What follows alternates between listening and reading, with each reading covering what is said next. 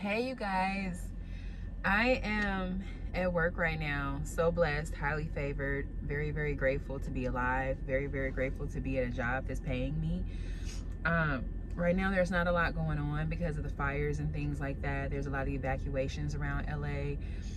I'm over by the beach, so it's a little calmer over here in this particular area. Not by Santa Monica. I'm not over there. Um, but I just wanted to talk to you guys for a second about having faith in God and having a vision for your life, allowing God to pour into you. As I was sitting here, the more I heal, the more I think about my future and what I want my future to look like. And how realistically I'm so far from it. And it's almost like part of me is like, I'm just gonna be real. I hate to say it, but thinking like, oh, it may not happen for me. And I'll explain.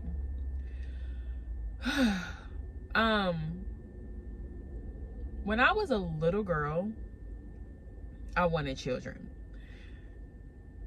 Little girls, 5, 6, 7, 8, 9, think about those things sometimes. And I thought, oh, I want a big family. Lots of kids. I just wanted like a big family, like 8, 9, 10 kids. For some reason, even as a kid, like, elementary age, I would think like, because of all the things that was going on around me, sometimes I would think, what if my kids turn out bad, like drug addicts or something? So that kind of scared me.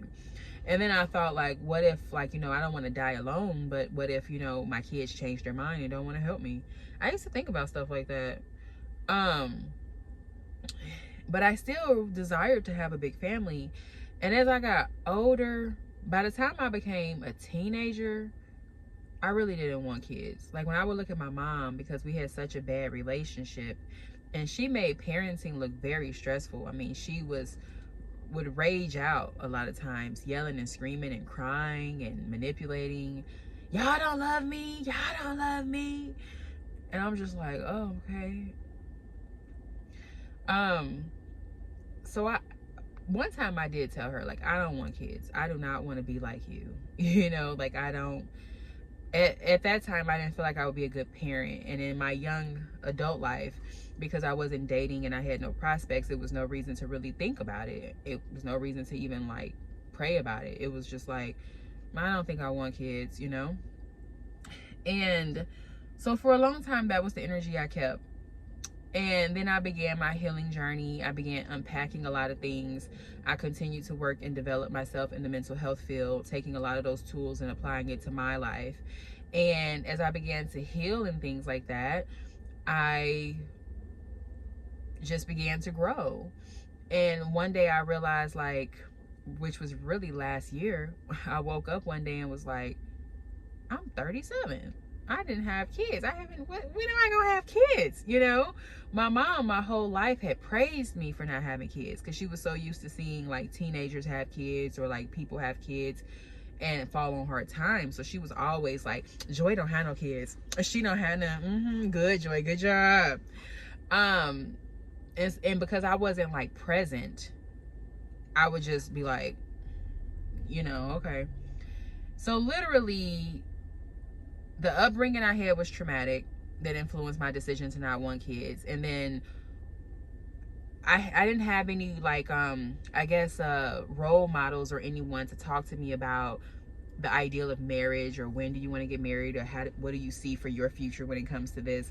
So I never even thought about an appropriate age to consider it, or to think, or I just didn't think about any of it, honestly. I really just didn't think about it until, like I said, last year. That's when I like really started to think about it, and I got really emotional, because I'm like, bro, it was almost like I just woke up from this fog, and I'm like, did I miss my chance? Like, I'm only getting older. I have eggs over here, and so I'm not gonna lie, initially it made me feel like I had been cheated. I felt like my trauma had cheated me. Like, if I didn't have all that trauma and stuff going on, maybe I would have had some healthy thoughts,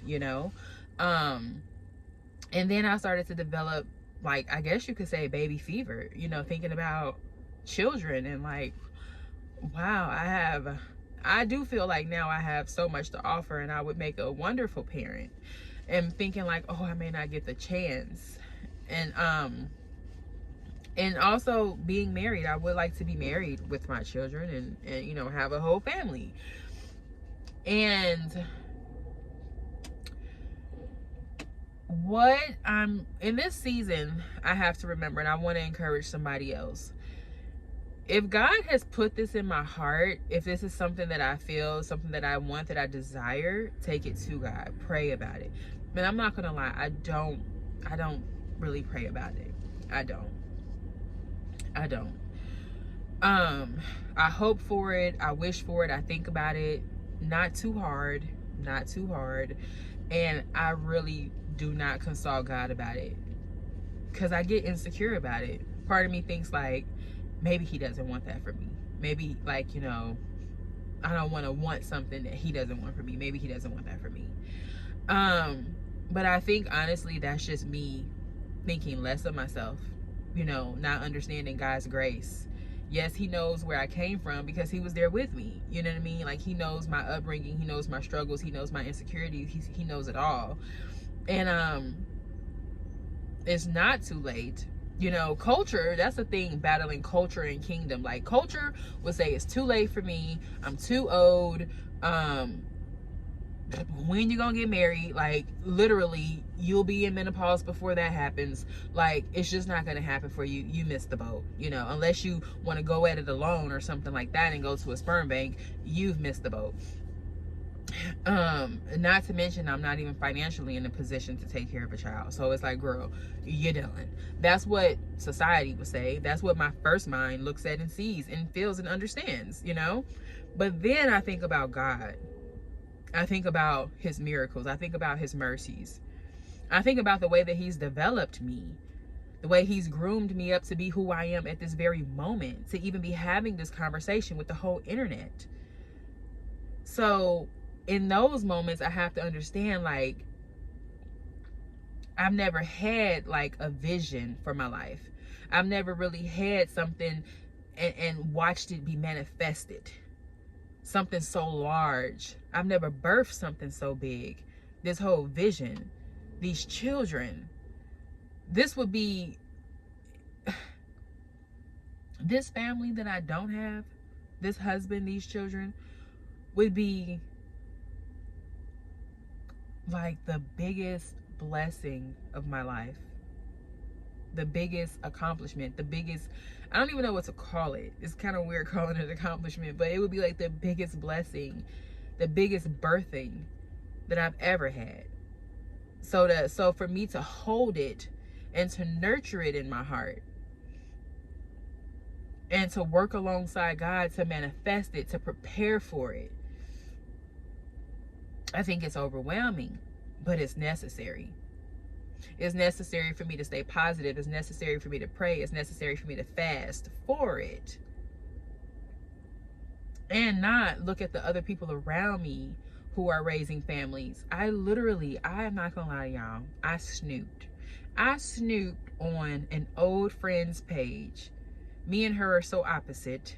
She is a self-proclaimed witch. She's not a Christian, obviously, self-proclaimed witch. She doesn't pretend to be a Christian. She's polyamorous, and she did not want children the last I knew. When I went to her page, you guys, she is pregnant. And I was like, my mouth dropped. That was the last thing I was expecting to see. The last thing I was expecting to see. And it was just the weirdest thing. Like, there might have been a small, I'm not really a jealous person, but there might have been a small part of me that was jealous. Like, what? More so curious and intrigued and surprised. But then it was also just like a, because I do have a good foundation and a good heart.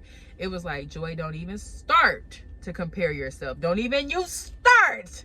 This girl is not in your lane and you're not in her lane. Stay in your lane, girl. So I snapped out of any type of comparison or anything. And I mean, I don't question God on that, because this is, I think that the enemy wanted me to feel some type of way, but it's like, we don't compare. You know, my values and her values, it doesn't compare. You know what I mean? I want to have my kids in kingdom culture, not the worldly culture. You know, I want them to be in kingdom culture. I want them to be God's children from the beginning. You know, that's really important to me. So I just wanted to encourage you guys out there. Like, if you have something in your heart, take it to God. Don't be afraid to bring anything to God. He can help you birth it. He's going to be the reason that you do birth it. But sometimes there is an incubation period. There is a period that he wants to clean you up and clean you out and get you on the right path and strip you down and prune you. And that stuff can feel like torture. It can be so hurtful, so painful, things happening that you don't understand, or the time period you don't understand. Or maybe you feel like it's your fault because maybe you were, like me, chasing the world for so long and not having my eyes on God. So delaying my own blessing. So now it's like a bit of guilt, like maybe this is all my fault. Maybe this delay is because of me. And maybe that's my punishment. Maybe that's my cross to bear. But I just want to encourage you guys, if you have something in your heart, take it to God, fast about it, pray about it, and don't lose the vision. If God has put it there, he's put it there for a reason, and you take it to him. And I submit to God, I submit to God 150%. I tell you right now, as I'm going to begin taking these things to God and talking to God about it, if God does not want this for me, I will obey. If God does not want this for me, I will be okay.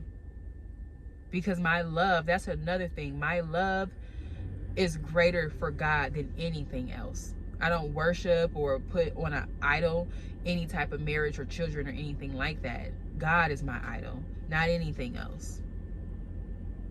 So I definitely want what he wants for me, but I have to be bold enough to ask and say it with my chest. So that's just something I wanted to share, something that was on my heart. I will talk to you guys later.